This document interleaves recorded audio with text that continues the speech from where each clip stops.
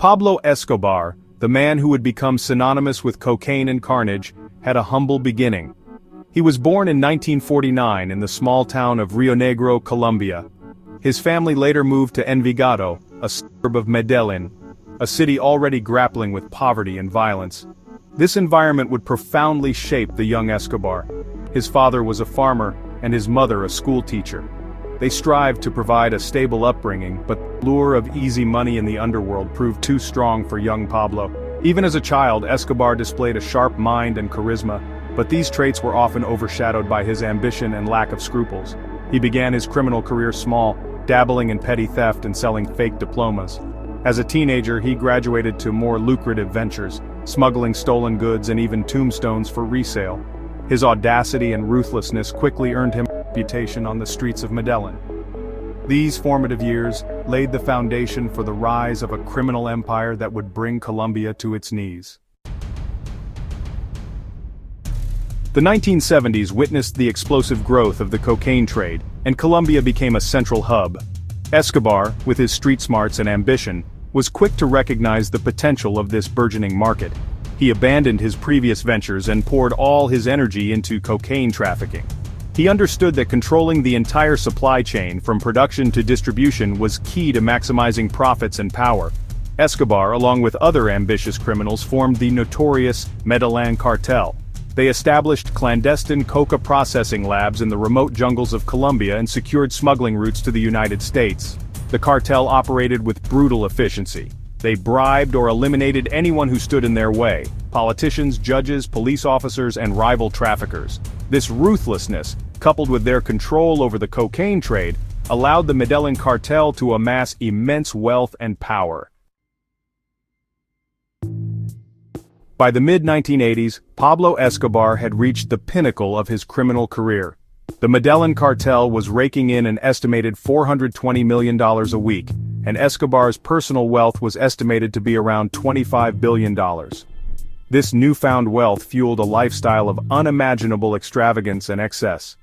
Escobar's most audacious display of wealth was his sprawling estate, Hacienda Napoles. This 7,000-acre property boasted a private zoo with exotic animals, a Formula One racing track, a bullfighting ring, and countless other extravagant features. The estate became a symbol of his immense wealth and power. But Escobar's extravagance wasn't limited to Hacienda Napoles. He owned luxurious mansions across Colombia and in other countries, a fleet of private planes and helicopters, and even submarines to transport his cocaine. He threw lavish parties, showering guests with money and gifts. By flaunting his wealth, he aimed to project an image of invincibility, a warning to his enemies and a source of awe for his followers. Behind the facade of wealth and philanthropy, Pablo Escobar was a ruthless killer. He ruled his empire with an iron fist, unafraid to use violence to eliminate anyone he perceived as a threat. His infamous plata o plomo policy, offering the choice between a bribe and a bullet, became the defining principle of his reign. The violence unleashed by Escobar and his cartel plunged Colombia into its darkest chapter. Thousands of people, including police officers, judges, journalists, politicians, and innocent civilians, fell victim to his campaign of terror.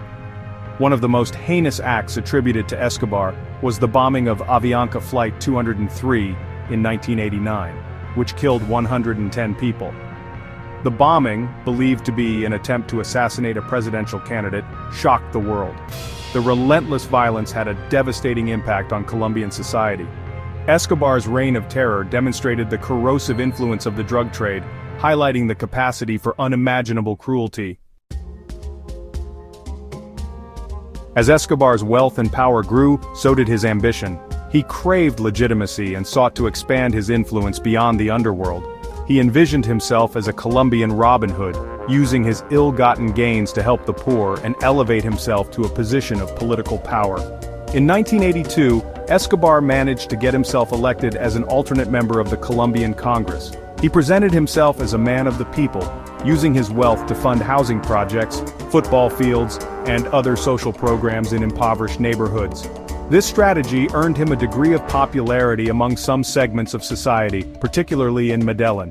However, his political career was short-lived. His true nature as a drug lord was soon exposed, and he was forced to resign from Congress in disgrace. This rejection by the traditional power structure fueled Escobar's resentment and ultimately contributed to his decision to declare war on the Colombian state. Fueled by resentment and a bruised ego, Escobar declared war on the Colombian state. What followed was a period of unprecedented violence and terror. Escobar's cartel unleashed a wave of bombings, assassinations, and kidnappings, targeting government officials, law enforcement, and civilians alike. The Colombian government, with support from the United States, launched an all-out offensive to capture or kill Escobar. In 1991, in a controversial move, Escobar agreed to surrender in exchange for a reduced sentence and the promise of no extradition to the United States. He was imprisoned in his own luxurious prison, La Catedral, which he had designed and built to his specifications.